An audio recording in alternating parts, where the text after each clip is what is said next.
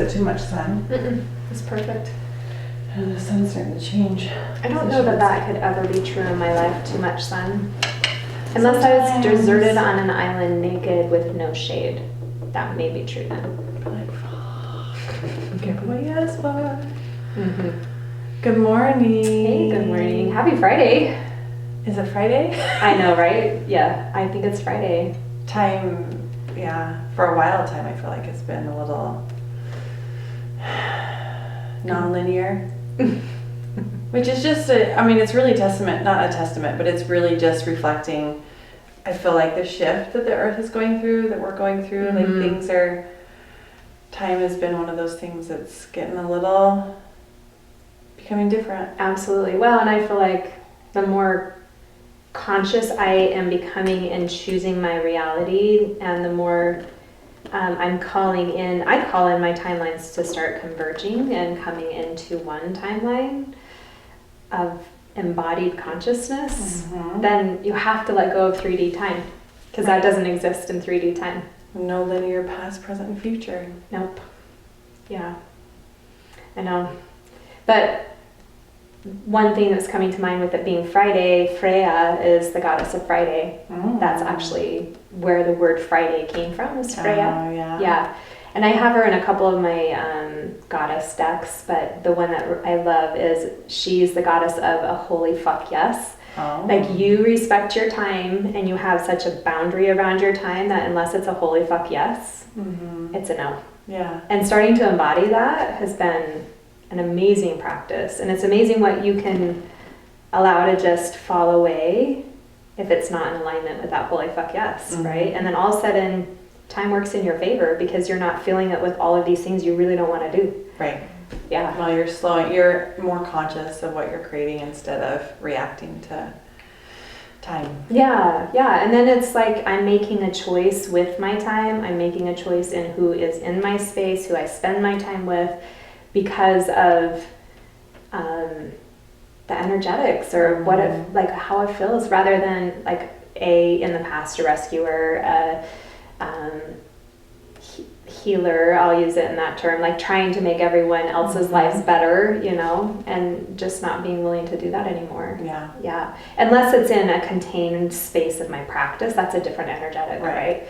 But that's still when this is my practice times, this is when I'm available, you can book it in this time. It's not bending your schedule to, Yeah, that was huge for me when I started creating really healthy boundaries around my practice and my time, how much I charge, really holding to time with people, valuing my time, valuing their time. Yeah. So how are you doing today? Good. It's Friday. Yeah, I think it's 9/11. I know that you said that to me this morning in a text. I was like, oh shit, yeah. It's 9/11. Interesting energy. It was definitely interesting energy today. I know when I was telling Trav, it was interesting trying to track a little bit of the energetics. There's a part of it that feels the earth, that feels like there's a release that needs to happen, which... Like there's this buildup of tension. Yeah. So I'm curious to see what happens in the next few weeks just on the earth. I know we have all these fires and things that are happening. And I think sometimes we forget, we talked about this a little bit last episode, we forget that Gaia is a living, breathing thing. Just like we have to have explosions of whatever, anger or emotions, she does too, in different kinds of expressions. So it'll be interesting to see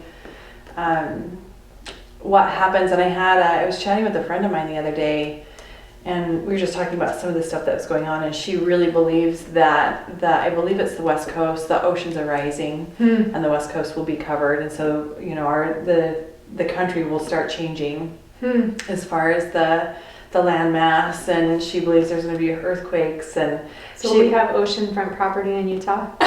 Is it going to come down? I have no idea, to be completely frank. And she goes, why are you, because we were talking about all sorts of things, like along the ritualistic sexual abuse, like that kind of stuff. And she's like, man, you can really hold space for these kind of conversations. And I'm like, well, yeah, it doesn't really faze me. And then she brings that up and she goes, well, you just shut off with that. And I'm like, because that is a thing that it's like, especially when you're talking about your kids, your family, and taking care of it, and like ah, shit, The like fear, what is, yeah. and trying not to go into that fear place, which actually is one of the things too that was coming up today of, it does feel like there is darker energetics that are raising in, how do I phrase this? So China just had a fashion show, and I should forward this to you. The models were covered in blood and in red latex and devilly, and carrying babies that are covered in blood. Like, this is so everything that is. It's almost, to me, it's so mocking. We're talking more and more about the sex trafficking and the things that are happening underground in the tunnels, and more people are shifting from this cognitive dissonance of what has, like, oh no, that's not real, to holy shit, this is real. And here's in China, this fashion show, it's like, it's so disgusting on so many levels. And I feel like, quote unquote, evil is raising its head more, which creates fear. And the more we have fear, it feeds into it and actually grows. And so it's a call to really start to be more conscious of raising our vibration. What are your daily practices? What are the things that you're doing to call in your energy? Mm-hmm. I just posted a video that I had done on our Finding Oneness page. That's just that simple. Every morning and every night, you call in your energy, you clear your chakras, you clear your energetic field, you call it in even from electronics. Mm-hmm. You send out any energy that's not yours. Like, it's a super easy daily practice that I think is really important. And there is a call, like, I'm going to say something that is going to sound very, I'm going to sneeze, hold on. Bless you. It is time for people to either wake up. This is the split that's happening. You either start waking up and become more conscious as far as how you can be a sovereign being and how you're consciously choosing to live your life, like the time example that you were giving. Mm-hmm. Or you breaking off to a lower vibration, and eventually those lower vibration people, in my belief system, will not be on the earth in the next few years. Or at least our experience of earth. I believe that they will not be on the earth in a few years. Yeah. I think our planet is raising in consciousness and vibration, and the two can't exist together. Oh, I agree with you. Well, okay, so if we're in a dualistic place, yes, they absolutely will. And if we're ascending to moving to 5D, right, where duality doesn't need to exist, then no, they wouldn't. Yeah. And it makes me think of Richard Rudd's Gene Keys. Mm-hmm. I think it's, this is probably wrong, but I think it's the 55th Gene Key, where he talks about, don't be afraid. Yeah, I love that you're pulling your book out. Don't be afraid or sad for those who are not choosing to be conscious right now, because they're actually in service of pulling those densities, pulling that consciousness, pulling those low vibrational energies off the planet. This one is the Dragon's Fly Dream. Is that right? That's my favorite one. Is that Fly? So that's the 55th? Yeah, I think it's in that one. I love how your memory is, because the Gene Keys is, this is a massive book. Manual. Like 500 pages. It's a manual. And you're like, and the 55th Gene Key. I think I'm right, yes. Okay, the Dragon's Fly, yes, that's the one I love. I'm like, I can barely even remember mine. I know, but if you were to ask me about like the number 10 Gene Key, I wouldn't know. This one I've listened to on his SoundCloud transmission. He's done an oral reading of it, and so it was super meaningful to me, so that's why. The 10th Gene Key is being at ease, just so you know. Well, good. I'm glad I pulled Anyway, you were talking about the 55th, and I love that you brought that, because everything does serve a purpose. And I'm not saying this to create fear. It's just more of an awareness that I do believe this is where we're going to, and it's a conscious choice. It is a conscious choice. Or an unconscious. It is a choice. Yeah. It's a choice. Everything's a choice. Yeah. And a choice point as far as how we want to live life, which. Well, I almost feel like things are getting so transparent. There's no way you cannot know what's going on. I think there is still a way you cannot know what's going on. You can still put your head on. And you can put your heads under the cover, so to speak, or hold so tightly onto a belief. Well, that is true. Because and our world is showing it right now in a way that it's never shown it before. You can have any kind of belief system, and you can find things online that support it. Yep, absolutely. Which is so bizarre. Usually it's like, oh no, you know, the whole fact checking and whatever, that shit that's going on right now, that's bogus. I mean, yeah, agreed. Well, that's the shamanic practice, is an inward journey into your truth and really trusting yourself in your truth. Like, I think that's a spiritual practice, not just a shamanic. well, for sure, but how do you separate the two? With shamanic and spiritual? Yeah. Oh, I think people that don't buy into shamanism but yet feel like they're spiritual, or just don't have a resonance with it. Yeah, to me, they're not separate. Yeah. I don't see how they could. I don't know how you could have a shamanic practice and not have it be spiritual, or have a spiritual practice and not turn to earth energies. earth and the roots. So you can, and, I see what you're saying, Yeah. because You may not shamanism call are it that. are earth keepers, and we all link back to earth keepers at some point in time in our well, that lineage. was the way of people on the planet, the way they lived. Like, and there's indigenous people that are still holding that for the rest of us, and we're starting to go, oh, I feel this, I recognize this, I want that connection back, because that's how we used to live as humans. Yeah, and being in communion with the land instead of stewards of the land and thinking we can control it. Have you read the book Mutant Message? Mutant Message from Down Under? It's been a while that I read part of it. I didn't get all the way through. I thought that was a great book. Yeah. And that was a really good, the mutant, by the way, was a white person that they allowed in their tribes in Australia, right? Yeah, it was, And they did a walkabout Mhm. and took her with, and really, I mean, they communicated telepathically. They were really in communion with the land, of feeling the vibration of where water was, where food was, and they would take turns as far as who was leading the group to find these different aspects, and she got to lead it at one point in time. Yeah. And it was a really cool, I liked the story. I don't know if you remember this part, but they actually, because of where the world was going and with the visions that they were getting, knew where the planet was going, and so they were choosing to end their tribe, and they were not procreating, they were not having children anymore, so they were ending the bloodline. But they needed this, they wanted this message out, so they allowed this white person to come in. Interesting. Yeah, it's a really interesting book. I didn't get that far. Yeah, I got when they just started like walking into the wilderness, and her feet were like dying. She had the wrong shoes and the wrong clothes, and most of them are barefoot. I think they are barefoot, right? Yeah. She was older too, I think in her 50s. Yeah. And this actually did you read that part about the Australia, it's in Australia too, where supposedly this machine has been planted from, what was it, the Pleiadians? Yeah. What did you think about that? You sent that to me. Well, I think machine is a loose word, right? It's all crystals. It's a like device. A device. That will be turned on December 21st. Which is interesting. That's winter equinox. Solstice.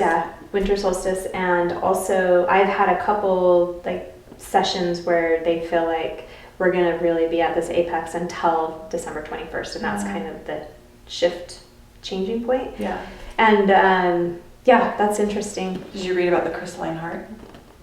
Well, I read the article. Remind me of Crystalline Heart. So if I remember correctly, it talked about how that this device would be turned on, but that by the intention and frequency of those who are sending it out, right? It would be turned on through sound, which is fascinating, because if you think about the Essenes, and they had their doorways, it was through sound, and it was through sound that they would open these passageways. Same thing with that device. Essenes. The Essenes, like by Magdalene. Same thing with that device that was talked about by Drunvalo Melchizedek in his book. I think it's the heart, something around the heart. The device that dissipated pollution was through Reiki, through energetics. Yeah. And so it's fascinating that this device is supposedly turned on through sound, through intonation, and then it works only through a collective consciousness of a crystalline heart, which is essentially a pure heart, and what that looks like and means could that be 1,000 different things. Yeah. but really it's a unified heart Yeah. of love, consciousness of that LOVE frequency. Yeah, interesting. I remember it saying it was going to send out frequency through the ley lines of the planet, Yeah, who knows? There's that part of me that goes, yes! That sounds like the best sci-fi movie ever, and I want it to be real and true, and on one level it is, right? Yeah. And whether or not that's our experience, I don't know. But I think for me, this just comes back to, I know for me personally, the whole idea of progression or ascension, which I don't like those words, but at the end of the day, we're all trying to come to this place of something, right? This oneness mindset. And I'm reading the Magdalene manuscript where Yahshua actually talks about, and there's a paragraph in there that says, dissecting a little bit more of what he says when the Father and I are one. He's actually talking about an aspect of his spirit body. It has nothing to do with the Father outside of him. Right. It's his oneness that he now comes in complete alignment to and embodies in the physical form. Right. And I feel like that is essentially, if all of us could really collectively say what we're all wanting, especially those that are awake and conscious, I would think that really is what everyone is after. Which would be a crystalline heart, which would be that oneness that, in 5D, we can manifest anything in a second. Right now, if that was the case, can you imagine what we'd be? Oh, chaos. Well, it's kind of happening on the planet now. I'm so much more. Yeah. I feel like manifesting is so much quicker now because I'm more intentional with it and trusting it, right? Yeah. So when I speak, it is casting spells. It's powerful. Yeah. Yeah. Well, and I feel too that what's fascinating to me is this just another layer of a matrix? You know what I mean? It's just another layer of illusion. Is it just another level of a game, of a, what is it called? Virtual reality that we're all spinning in and playing because we're choosing to, because it's fun. Which this brings me to a little bit, I last night I said to Travis, we were talking about, we just put out our podcast that was talking about soulmates and twin flames. And I was on my Facebook, my personal Facebook, when I posted it, I have a friend that she's very much into twin flames, so I was expecting her to post. And she's brilliant in a lot of her ways and holds very tightly to it, and her experience has been her experience, and there's so much truth in that. And yet I find myself so not attached to all of that as well. And I spoke to that in the podcast.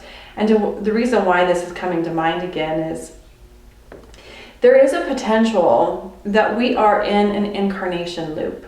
And we, tying to a little bit of when we talked about reptilians and all of that, and I don't know if you saw Elizabeth April talk about, she had this big download as far as especially the children that are abused, that the reptilians knew how to put them into a karmic loop to where they would choose into to these lifetimes after lifetimes where they are ritualistically abused. And even in this, with what you're talking about, is it possible in the matrix, the sense of the matrix, that we kind of are in this incarnation loop until we become aware enough to step out, become aware enough to where we're not going to choose. We could choose to consciously go back in for whatever reason, but we're a lot more awake. We're a lot more like a Buddha or a Jesus or whatever when we incarnate, because we've consciously come to a level to where we've stepped out of reacting to the matrix, to the paradigms, which to me also goes in line with twin flames and soulmates. And I'm going to offer this. She, just so you guys, since you can't see her mouth, we're grinning the whole time. She's like, Well, I think it comes back to we polarize ourselves that our truth is the truth. And it doesn't have to be that way. Like the fact that you do not resonate with twin flames and soulmates and soul contracts, and that is part of a karmic loop that you're choosing out in this lifetime, that's awesome.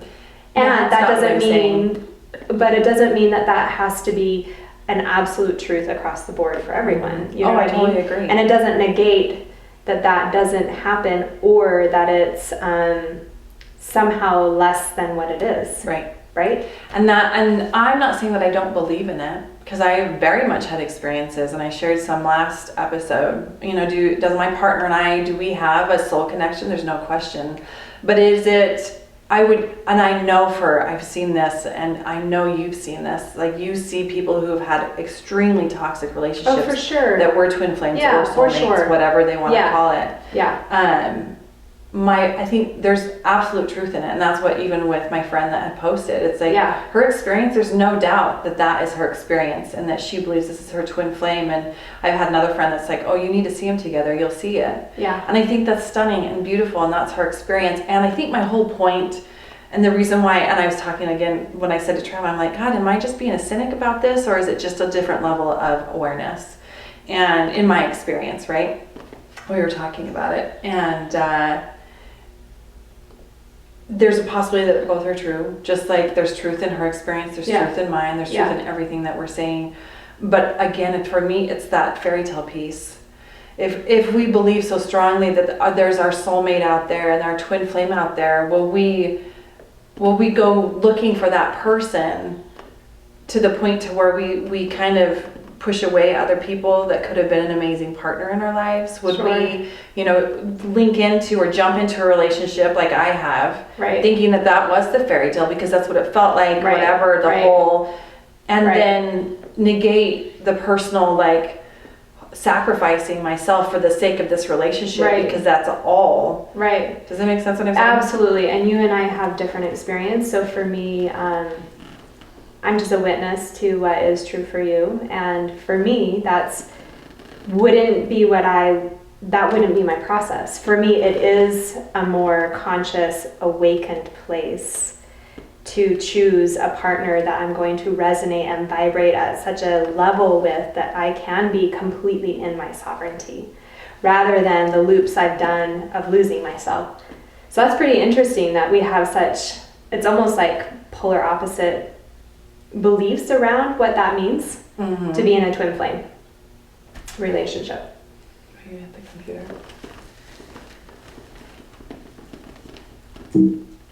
Oh, where's that? I saw it die a little bit ago, and it's like, should I just let it go, or? I know, burn me once, right? Oops.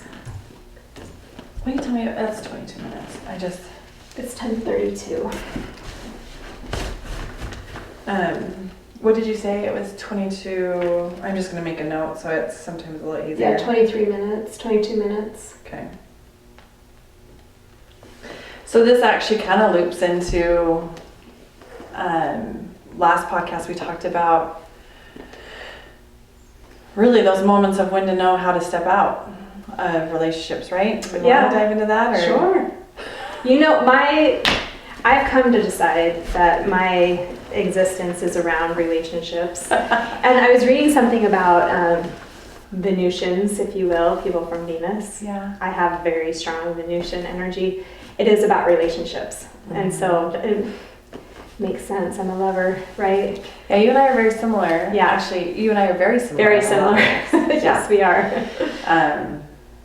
Yes, and relationships, because I thought it was interesting that you asked me last podcast, like, well, why do we? Why would you choose? Why it was interesting to see what you would say. Yeah, I was like, well, that's an interesting question for you to ask, because I know that you're very much wired to have relationships. Yeah, I am. Yeah. I think for the most part, I think most of us are, if not all. I remember you and I were having a conversation once, and I was like, I just love to be in love. And then another conversation, you said the exact same thing. I just love to be in love. I remember I was with my mom actually, and I was in between relationships, but I was kind of seeing this guy, and I go in quick. Like, I'm one that, it was a whole 3 months until I met Travis. It was like, and that was a stretch for me. Forever. Right. I'm at 4 months. 5 months now. You're at 4 or 5 months. Yeah. Which is ridiculous on some levels, and there's inner judgment that I have, and yet that's my reality. And I do move fast in general. Yeah. But I was sitting with my mom, and she's like, so you're dating another guy already? And I'm like, oh, we're just hanging out. And she's saying something, and I'm like, Mom, I think I just love. Yeah. And she didn't know how to respond to that, because how do you respond to that? Yeah. But yeah, I don't know if we want to dive into that or not. I feel, let's do it. Let's do it. I love love too. And it's interesting to explore the different facets of love and the different ways we can love and the depths we can love, and kind of to what we were talking about this last podcast of loving someone of the opposite sex and still have it be appropriate. It can be the same sex too. Yeah, or yeah, but specifically in that context, loving someone and have it still be appropriate for relationship and boundaries and marriage and commitments and all of those things, but it's still allowing yourself to love. Yeah, that's an interesting journey. So you were married for how long? We split just before our 20th anniversary. But That's a long it was a long time, yeah. And so back in the BYU days, met in July, and it was fast and furious. We were engaged by October and married by December. Yeah. So 5 months of knowing a person, it's crazy. I look at it with my brain now and I'm like, what the fuck? And it was such a part of the paradigm, right? As Mormons, you can't have sex before you're married. So I feel like that is a huge piece of why people get married so young, is because you're horny and you want to have sex, and there's such shame attached to such a natural human expression. So I don't know, Patrick and I started talking online because he lived in Germany and I was here in Utah. Talking in July, we met in August. We were married or engaged by September and married in November.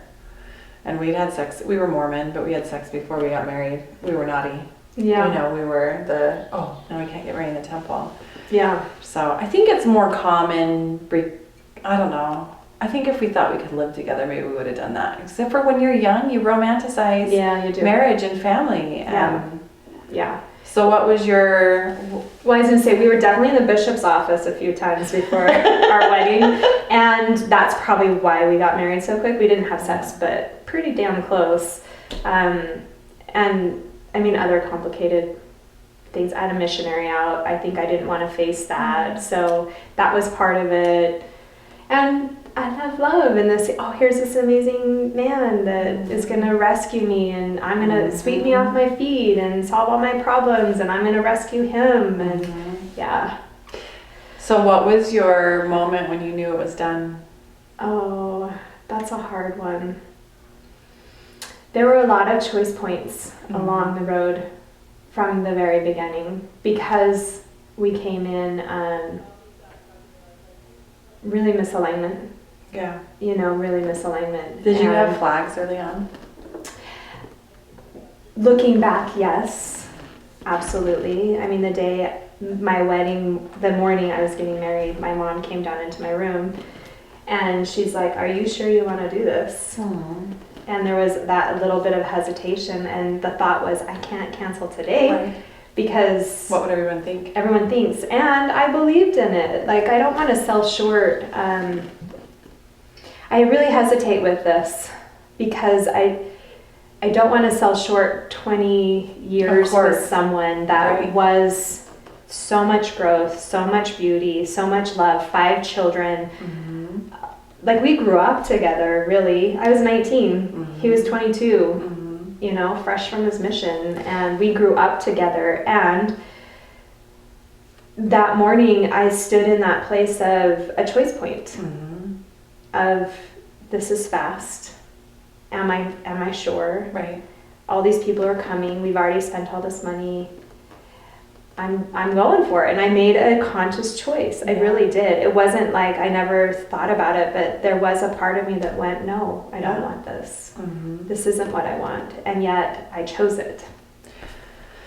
I feel like, and in my experience and other people that I've talked to, especially when you're young, you almost, unless you have a very strong personality, because I do know of one girl who she did choose out after she was engaged, and I was so proud of her. I'm like, good God, that takes a lot of courage to do. Yeah. And I know in my experience and looking back with the same thing, I was 21, and there were I had several flags, but you're almost just going with the flow for me, because everything around me was saying, yes, keep doing this, keep going for it. Of course, yep, go get married, In fact, I remember we got sealed later, and sealed is a thing that you do in the temple when you're Mormon, and we got sealed later because we couldn't get married in the temple, for those of you who don't understand Mormonism. But even that is huge, you know what I mean? There's such shame around that. But my parents were okay with it, and that's what was the kicker. Like, why this one you were okay with, but not with my previous? Yeah, that is interesting, because he fit their narrative of what was appropriate for their daughter. Yeah. And I remember there's a part where when you're being sealed, your now husband pulls you through the veil that they have. You know, everything's very symbolic in the Mormon religion. And when he pulled me through, I was seeing my previous fiance and not my now husband. And I was like, what the hell is that? Yeah. It was one of those things that's like, how do you shake that? Yeah. But there were, I don't know. And then you go through and you have, like you're saying, you can't go back. You can't change the past. But I think it's always interesting to look back and go, I could have made a different choice here. Yeah. And I could have made a different choice here. And my intention with this, and I think what we were talking about last time, especially, we get locked into relationships. You were in for 20 years. I was in for 11. Mm-hmm. And you do get to a point to where that is a hard. Well, it could have been a hard in the beginning. Yes. It would have been less hard. Yeah. Well, especially in the Mormon paradigm, right? Yeah. Because you're making a covenant, a sacred promise to God. It's really not even with your partner. Mm-hmm. It's with God. You're at an altar, and there's a representative God that's sealing you together or creating this binding contract, and it's with God. Right. I mean, that's for huge. All time and eternity. Yeah, and not only for you, like they have these mirrors that reflect each other, and they told us specifically, look through these mirrors and see the generations of time that are affected by your choice, backwards and forwards. Like, that is a mind fuck. Like, what? Here's the kicker. Not the kicker. So this is what's fascinating. I don't know if I shared this with you or not, but when in my shaman school, I was learning a shaman practitioner, there's different realms that we travel through. And in our existence, in our understanding, regardless of your belief system, people hold on to some truth of whether, even if they don't believe in God, then they have just a void that they believe in as far as they die, and then that's it. And that's true for them. So that exists. People who believe in hell, that's true for them. That exists. People that believe in heaven, So as a shaman, that's how creative we are. That's how powerful we are. Well, and I don't know if I shared this. So we were just sitting in class and we were talking about contracts, soul contracts, and things like that. And I think I touched on this a little bit last episode, but I brought up, I said, when I'm working with people that are Mormon, because there's a lower world, and usually that's where a lot of the soul contracts are anchored. And, then we know how to go through and essentially break them and pull out the roots and things. But Mormonism is the only religion that is anchored in the upper realms. Interesting. All other religions are in the underworld. Interesting. Not underworld, the lower realms. Yeah. The lower realms represent our subconscious and things like that. But Mormonism is the only one that's anchored and in the higher realms. And as Danielle, because Danielle's been practicing this for years. Yeah. I hope this is okay to share. I feel like it is. That the celestial kingdom that has been subconsciously bought into and consciously bought into by millions of people exists in the energetics. Oh, I'm sure it does. Oh my gosh, I'm sure it does. And it was fascinating. And when you're talking about these covenants, and when they're talking about the binding, the cords, they're literal, like it's a handhold, and you do go through and you unbind and unravel. And what's fascinating too is what I'm learning is it blocks people from their gifts. These covenants, these ordinances, these things that they have made in the Mormon temples. It keeps them from their sovereignty. Because you cannot be controlled if you're a sovereign being. And religion is about control. So it's fascinating on the one hand, and it is extremely, I don't know malevolent.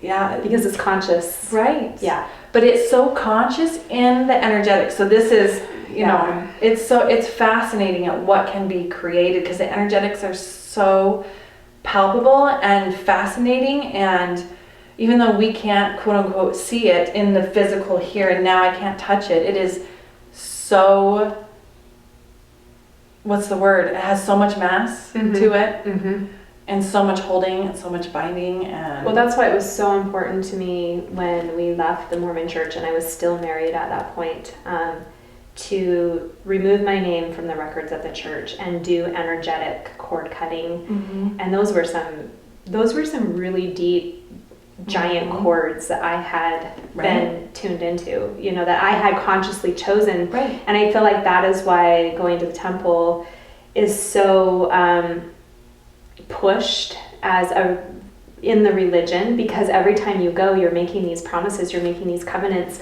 Women are subservient. Like you are consciously choosing in to something you probably really don't understand.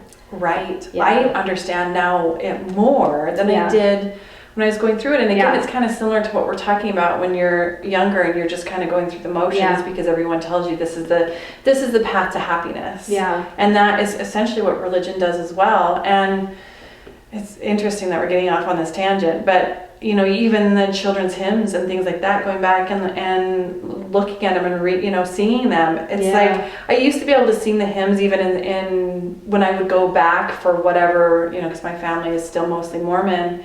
I used to be okay because I miss singing and things like that, but then you start really listening to the words and paying attention to what you're singing.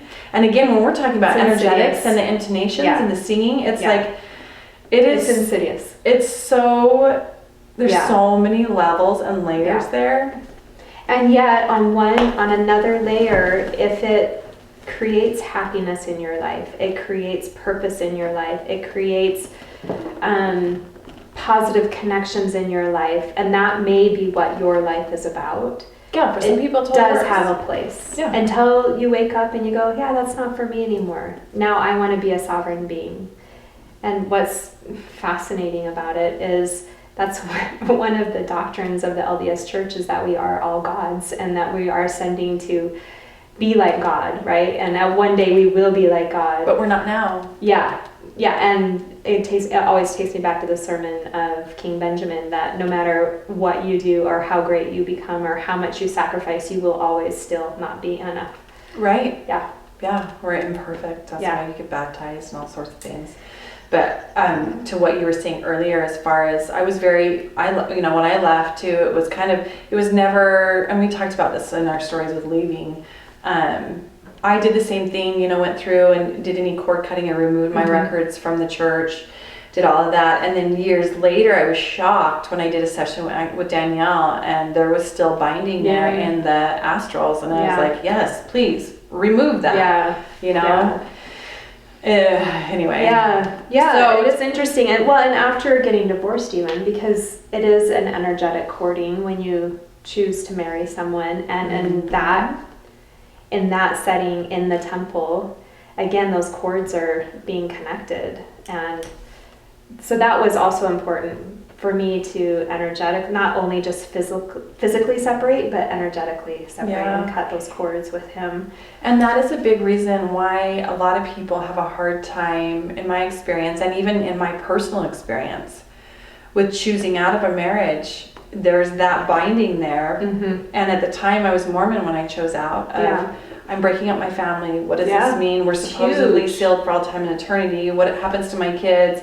All these what ifs and all the fear points outside of judgment of what my family's going to think and judgment of all those pieces. I know for me, mine was layered too. Like, actually, for me, I was grateful. I had shut off a lot of me for a long time. Me too. What's ironic, and this is something totally as side note, I had chopped my hair. I had really short hair for a very long time. And then I was trying to grow it out. I put extensions in, and all of a sudden I found myself again. It was the weirdest thing. And then around the same time, my ex and I started working together, and that was when things started turning on for me. As far as I was starting to tap into some things that I was already very innately wise with. My ex was very belittling, very condescending, very emotionally abusive of how stupid and dumb I was, always pushing me down. And here I'm in an environment that actually feels very natural and is part of my wiring, it's like, no, I'm not. Wait a minute, I'm not any of those things that you've been telling me that I have been for years. And then some of the choices he started doing, I started seeing him more in who he actually was. And it was like a big, like, what on earth, and who did I marry, and what have I been allowing to happen in my home for so long? Like, it was the layers of me turning on and having more awareness, until for me one day it was I had really been asking to see clearly, and I had been going through layers, did cord cutting, did all sorts of things, and had a moment where we were somewhat separated, and I had left to go for a drive, and I came home, and my ex gets in my face of, where were you? Why didn't you tell me where you were going? Like, I owed it to him somehow. And I got right, like the intimidating, trying to get right in my face. And our oldest son was in the room. And my son started defending me too. And then my ex started, well, your mom should be, like, brought him into the fight. And I had this flashback moment of all the things that had kind of happened in especially with our son, of things he'd witnessed and been a part of. And in that moment, it was like, I'm not teaching my child that this is what a healthy relationship looks like. And so when it went from, what am I doing to breaking up the family, of how are my kids going to react to this, to, I need to do this for my children so that they know that fighting like this and behaving like this is not okay. And that was ultimately where I'm like, I'm done. I'm not doing this anymore. Those choice points, right? Like, when I look back at it, to be really fair, I married a really good man. I did. And we were young, and we had a lot of growing up to do, and we grew up together. And it was hard. It was really hard because we didn't have the time to know each other really outside of that commitment of marriage. And maybe that's what kept us together, is the commitment of marriage, right? Because I'm such a family-centered person, and I held that ideal of family so high in my value system. And I mean, my parents have been married, 55 years? Wow. I mean, for good or bad, that's commitment. And my mom did say, when I was engaged, divorce isn't an option. Like, when you get married, divorce is not an option. And really, back then it wasn't. People didn't get divorced. No. And it was her way of, I'm sure, navigating through some hard things, because that's marriage, right? It is a contract. Relationships can be challenging. It can be, I'm calling in something different now, but I feel like Rob and I had soul contracts, and that's why we were together, and it was to bring the 5 beautiful children into our lives, and the contracts we have with each of them. And I grew so much in that marriage, and I'm grateful that I did marry someone that was willing to show up and do his own work. And it was a give and take, and sometimes it was way more giving on my part, and sometimes it was way more taking on my part, because it's a significant journey to be married to another person, especially for a long, like 20 years is a long time, and you change, and your person changes with you, or they don't, and that's, well, ultimately that's what happened, right? Over our path and journey. And I'm sure leaving the Mormon church was a catalyst for that, because once you step out of that paradigm of how you should be, stepping out of the box, you start looking at, who am I? Who am I in this world? Really, what is my authentic self? And like you said, you had that choice point of, with your hair, feeling, coming back into yourself, which I think is fascinating. I was listening to this, it was a novel about witches, but they talked about how hair is your wisdom. And so it is your, like, authentic wisdom. And so that's why a lot of indigenous cultures, witches, whatever, they have their hair long. Well, and I have a friend, Holly, who said, she goes, I've been playing with my hair more. Like, notice if you pull your hair up where how your thinking is versus when it's down. Anyway. That with hair. Totally. But leaving that paradigm of, this is what our marriage should be, this is what our relationship should be, this is who we should be, and giving ourselves permission to really start being authentic. That was the beginning of our paths separating. Really allowing ourselves to be who we were rather than for years trying to fit something we weren't, which was Mormonism, you know, and that idea of what this family looks like. And there were some really hard things because we came from such different backgrounds, such different values, such different belief systems. Some things were really important to me that he just could care less about, and some things were really important to him that I just didn't resonate with, but yet we still choose to lose ourselves. And I don't think it was just me. To fit that relationship. And then you have children, you know, that you're wanting to create a really good, safe, stable home for. And so it's a complicated thing.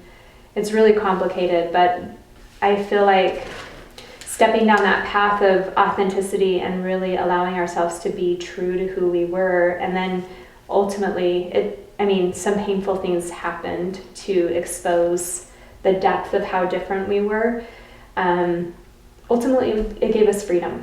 You know, it gave us freedom to then separate our lives in that capacity and choose consciously how we're connected. And that is as parents. We're co-parents and we're great friends. And I think every day that we can be friends because it affects our children, it affects us as people. And hopefully, I hope that it has a positive effect on other people, that we can choose a different experience with divorce, that it doesn't always have to be ugly, it doesn't always have to be selfish, it doesn't always have to be hurt-filled, but deep healing can happen so that I love Rob, but I'm not in love with Rob, and that's okay. And we can separate our lives and still have that love between us and be happy for the other person's happiness, you know? And I think, and we've talked about this before, your conscious uncoupling was very conscious. It was. A lot more than most people, although I do feel like that is a shift that's happening. I do. I do too. Which I'm grateful for, and in my experience, in my past several relationships, that was not the case. You know, and specifically with my children's dad, I was the one who said I was done. And to save face, he started spreading rumors that I cheated on him, which is not even close to true. And that's not why our marriage ended. And, it was, in order to have the conscious uncoupling, you have to have a conscious partner. You know, when I was stepping more into energetics and I wanted to start meditating, he would laugh at me. You know, there was never any support of who I was, any respect of who I was. And so there was not, it's funny because he has this whole thing around respect, which, you respect me because I'm your husband and I'm, and there's that negative aspect that he actually, he throws to my kids too all the time. And yet there's a level of truth there. Respect is earned, and there is respect, a mutual respect for each other as human beings that ought to happen in a partnership, any kind of relationship, really. And that just was never there. And so our divorce was very challenging, and it's still challenging. There's not the love that I had for him and him for me. I know he loved me, but I do feel like I was targeted. I was an American. I seemed to have things that he always wanted in his life, and I feel very strongly I was targeted, which is a challenging thing to admit to yourself later on in life. And what do you do with that? And like you're saying, there's always contracts as far as, and maybe there's always experiences that we are choosing to have. So now I have that experience, I've gone through it, we have our beautiful children, and now they're learning experiences because he's their dad, I'm their mother. And so I've definitely made my peace with it, and it ebbs and flows. And there's times where it's still very challenging. And the kicker too with this was because there was a lot of emotional abuse that had happened, it took a long time for me to really get to a place to where I could step so fully out of the relationship to see more of what he was doing and how to navigate it. It took a long time, and I feel like anybody who is in any kind of unhealthy relationship where there's been some sort of abuse, it's hard when you first get out of it. It's hard to know how to navigate. It's not that, like you're talking about, you have a great relationship. I would say that's maybe 5% of divorces that are like that. Most of the time, It's bitter, it's negative, it's ugly, it's, and it gets challenging to know how to navigate it. Absolutely. Yeah. Absolutely. And honestly, it takes two people. Right. We would never be in this place if it was just one of us. Right. You couldn't be. If one of us decided that the bitterness or the anger or the hurt was more important than forgiving and seeing from a big picture of what's in service here and letting that go and doing your own healing work.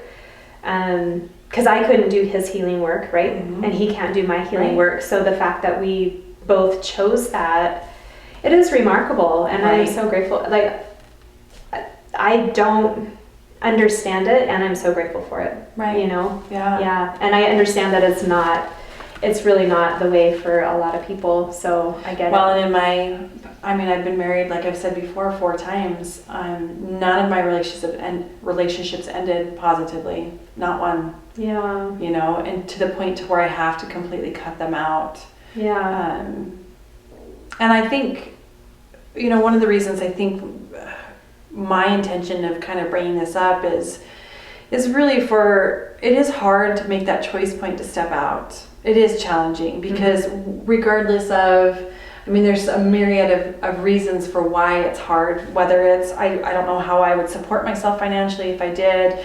And a lot of relationships, the man intentionally puts their person in that corner to where they are dependent and reliant upon their partner. Right. Or it's because, what would my family think? What's it going to do to the family system? And I think with everything that you and I ever talk about, it's always coming back to the self. Mm-hmm. What do I need? What do I want? How can I be happy?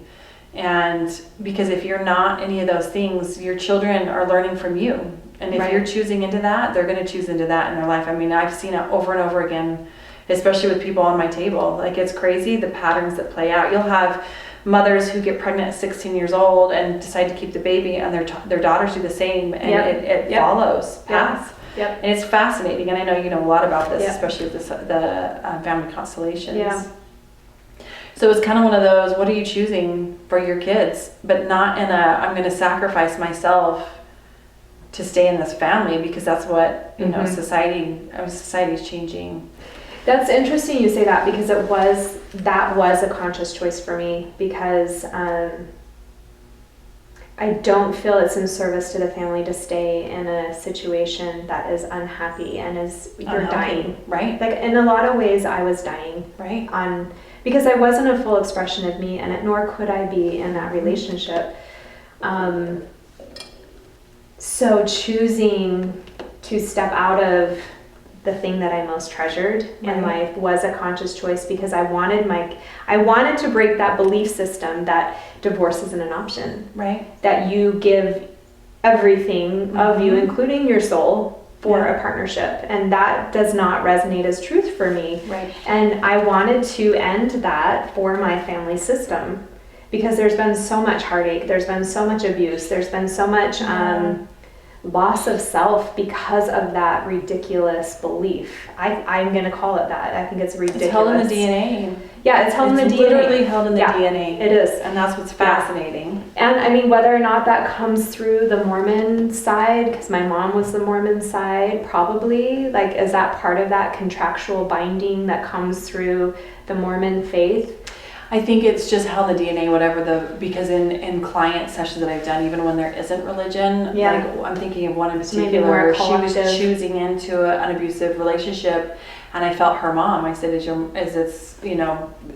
was her mom was choosing into an repeated. Yeah, it was definitely through the genetics, and I think that is, and I love that your point with. You do want to give your partner and the relationship every opportunity you can to change. Yep. And I know for me, I did do that. We did go to therapy. We did do several things. And I remember my therapist at one point, I felt like I was getting so vulnerable in the space with him of really communicating how I felt, what I needed, more so than I'd ever been able to. And his response was, I need to pee, I'll be right back. And he left the room, and the therapist turns to me, and I think I remember saying something to her with, I don't know what to do, because at this point I was getting to a point to where I was revolted by him. Mm-hmm. And she said, if you're to that point, there's no turning back. And she goes, you have tried to communicate over and over, and he's incapable of hearing you. Yeah. And that was one of those moments of, I was grateful that I had somebody to validate, okay, if you're at this point, Yeah. it's almost impossible to really turn around and try Yeah. and then have a loving relationship. Yeah. And he's not hearing you. If Yeah. your partner can't hear you, but to your point, for me, I felt like I gave everything that I could Yeah. to it, and tried Absolutely. and gave him every opportunity. Yeah. And Absolutely. I think it was a realization for me to come to that I'm never going to be the partner that Rob needs or deserves, Yeah. because of our the way we interacted with each other, what's the word, the resonance between us. I could never show up for him the way he deserved, and so in a way it was almost selfish for me to stay in that contract, because then it creates this imbalance. Like, he's never going to have this partner that is going to love him in the way that he deserves to be loved, and I'm always going to feel like I'm not good enough for him. Yeah. And really all it is an attunement, like in a resonance thing. And it doesn't mean that I'm a bad person or he's a bad person. It just means that we don't have that magnetic, we just weren't matching anymore. Yeah. And so that was kind of a huge thing to sit with. And of course I went through the worthiness thing of like, what's wrong with me that I can't be who he needs me to be? Like, why am I lacking in that? And then it was like, Val, you're not lacking in anything. It's just a square peg and a round hole. Right. They're not going to fit. Right. And that was like this big, that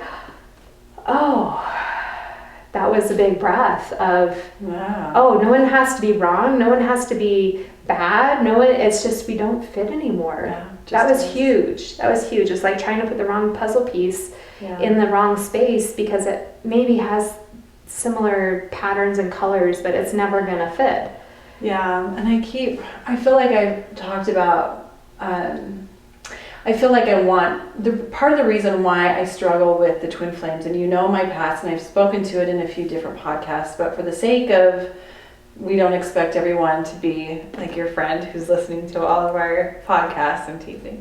That's an inner joke. Anyway, when you're dealing with a partner that is very, very dysfunctional, Mm-hmm.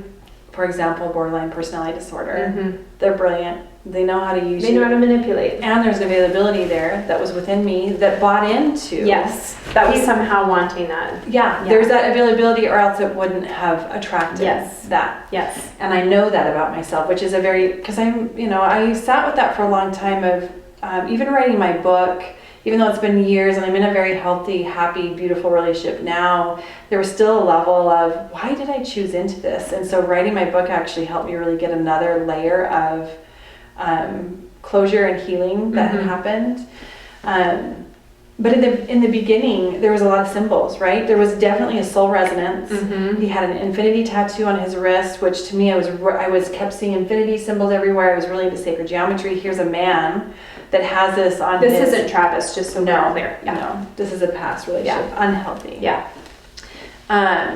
Here's a man who knew how to deeply love, knew how to link into those fairy tale type, it's you and me against the world, and like that romanticized shadowy aspect that is out there, that is actually very sexual. When you feel into it, there's a lot of sexual energetics behind it. And he was so good at what he did, and our relationship was fast and furious. And like I said, he was brilliant. And at night, his demons would come out. But they only came out after we were living together and we were linked. He wanted to get engaged and married quickly, all these pieces that had happened. And I allowed it in. I brought it in. And there was that savior part of me, that healer part of me that came out of, okay, we can work through this, because he would have these moments to where And he called them his demons. Mm-hmm. And it's almost like the cognitive dissonance that Mm-hmm. you almost are like, what is happening? And I can't even put in, I know people, whoever's listening that has experienced this knows what I'm trying to explain that you can't really explain. Mm-hmm. But the disparaging comments he'd make to me, all of that, he'd bring in his exes. You don't love me like so and so did. It's a control tactic, right? Oh, it's such a mind fuck. Yeah. And then the next day it would be all this loving, don't ever leave me, I need you, blah, blah, blah, help me. Yeah. And I was grateful that I had done enough work to that point. And this is where my depression and when I was diagnosed with bipolar and I got to really know my ebbs and flows, where I had a realization things were starting to kind of shift for me. I'm trying to tell the story without making it too long-winded. Essentially, I had a moment to where we started going to therapy. He started trying to control the therapist, which is a very common thing for this kind of behavior or personality disorder. Right. And we were actually in a store. Something triggered him. He was always very jealous, very possessive. He throws his ring. We were in Michael's, of all places. And I had gotten so we're doing this again. He threw his ring. He's like, I'm out of here. I get a gajillion text messages. And at this point, there's part of me that's just shutting off. I pick up his rings. I keep shopping. He's taken off. He would just take off and start walking. And I left and I started driving home. And wherever I don't know where he was. I didn't give a shit. Mm-hmm. And he's like, please come pick me up. Blah, blah, blah. Tries to spin it. We go home. I fake a migraine because he always he was very sexual. Needed sex all the time. I knew he'd want to have sex. I was not in that space. So I fake a migraine. I go lay down. And I had this huge awareness come over me, and I could feel myself going down. I know you've heard this story, so I'm boring you. You're not boring me. I haven't heard this, just so you know. Really? I could feel myself dropping into this very dark pit that I've been to when I was in my depression. And I knew it, and I was very familiar with this place. But I had the strongest awareness that if I kept choosing to be in this relationship, I would never come out of that pit. Mm-hmm. And that was when I was like, oh, fuck, no. Mm-hmm. And that I picked, at that time, I had closed the door to most of my friends in my life, actually all of my friends, because that's how he isolated me, and I allowed it. And I picked up the phone and called the one person who I knew that would be non-judgmental and very loving, which was Holly. Mm-hmm.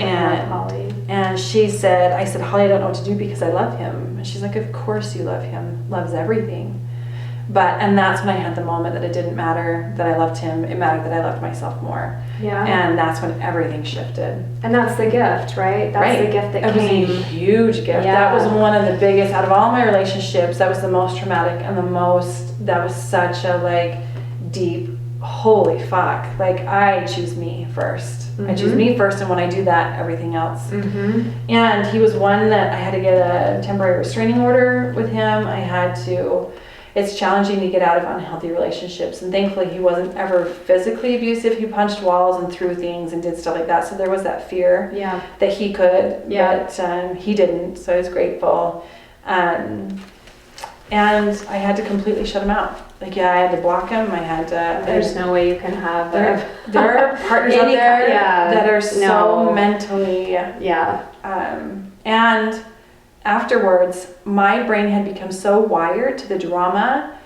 It was probably maybe only a few weeks, maybe a month later, I was laying in bed and I was craving it. Yeah. And I went, holy shit. That's when it was that was another layer of, this is so real with what happens in our brain mapping and the synapses. And when we start creating these neural pathways with negative things, it's still there. Yeah. And it triggers chemical releases in our body. Yeah. So when we don't have it, all of a sudden our body's like, wait a minute. Yeah, I need my fix. Right. Where's the drama? How can I start drama today so I can get my fix? Yeah, and I was grateful again that I had known. I had read some of Joe Dispenza's stuff that really he talks so much about that.